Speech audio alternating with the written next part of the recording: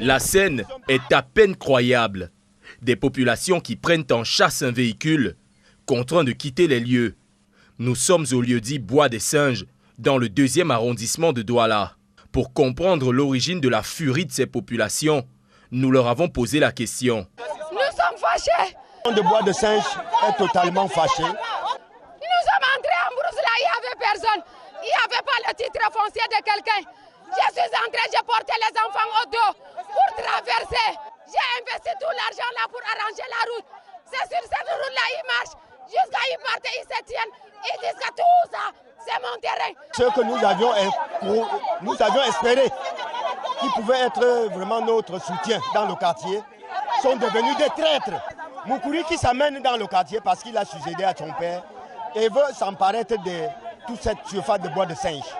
Alors que c'est une surface que toutes ces populations ont tellement peiné des tonnes de terre qu'on a versées afin qu'ils puissent même arriver à là où ils se trouvent. Il s'agirait donc d'un litige foncier dans lequel le chef du quartier Bois des Singes est accusé par ces populations d'être de connivence avec leurs bourreaux. Des accusations dont ce dernier se défend et pointe un doigt accusateur sur ceux qu'il nomme des agitateurs. Non, ces gens sont montés parce qu'ils n'ont pas la vraie information.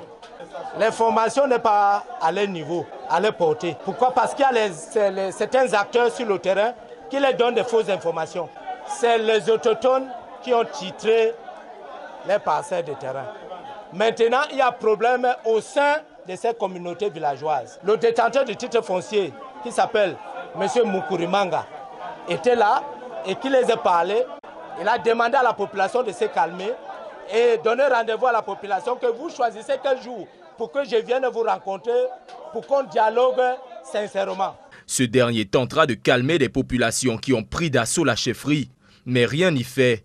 Ces dernières ne décolèrent pas. Aujourd'hui, nous voulons que vraiment on nous laisse en paix. Nous sommes des Camerounais. De toutes les régions, nous voulons rester là-bas.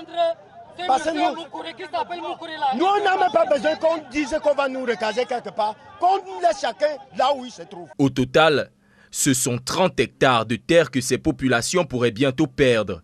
Elles qui ont essuyé sang et eau pour viabiliser cet endroit.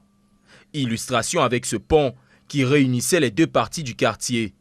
Cette dame se rappelle de cette période sombre. Je suis arrivée ici, je suis la première habitante dans la maison, dans le quartier ici. Je traversais avec la pirogue. Quand je viens avec l'eau, j'attends quand l'eau va rentrer, même à 22h, même à minuit, j'attends avant de sortir.